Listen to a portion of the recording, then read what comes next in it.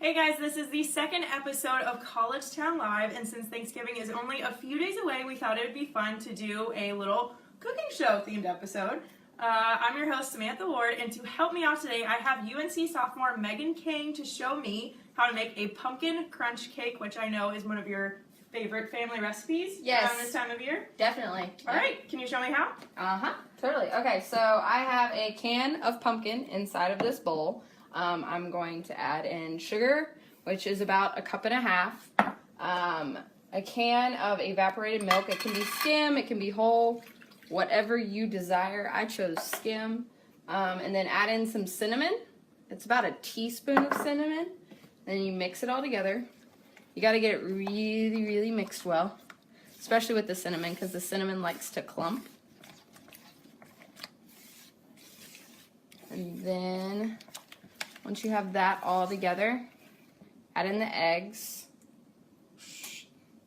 There we go. And sometimes you can add more or less cinnamon depending on how much flavor you want it to have. There we go. All right, and now with that, once it's all mixed up, you take your cooking spray, spray it in a pan, normally larger than this one, but I don't have a larger one clean. And put that right there.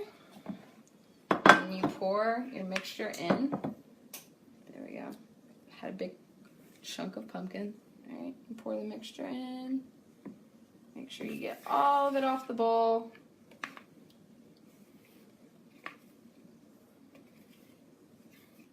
There we go. And then after that, you're gonna take yellow cake mix, a whole package of it, and kind of sprinkle it on top. You want to crush up the big chunks before you put it in.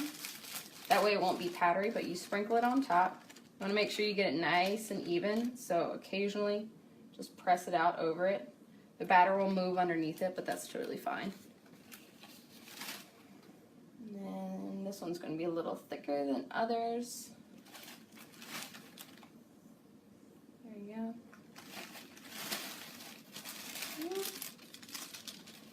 Nothing wrong with a little extra cake, though. Exactly. Exactly. So, and then with that, make sure that's nice and even. No big chunks or anything. Break them up if you see them. And take about 1 cup of pecans chopped, or even finer if you want them to be. This adds the crunch into the pumpkin crunch cake. And sprinkle them on top. I like using a little more than 1 cup, personally, because I like pecans, and I think they taste really good on top of this. So you do that.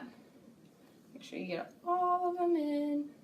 And then you need 1 cup of melted butter to pour on top, and make sure that it is a cup. Yes. I know all the butter. All the butter. All the butter. That's what I say when I go to the movies. I ask for all the butter on the popcorn. Yep. Just like Paula Deen, we're using all of the butter. No shame. That's great. There we go. And when you do, it gives you that nice golden brown color on top. And then you preheat your oven to 350 degrees. You take it over and you can put it in. Whoop. And when it comes out about 50 minutes later, you get that.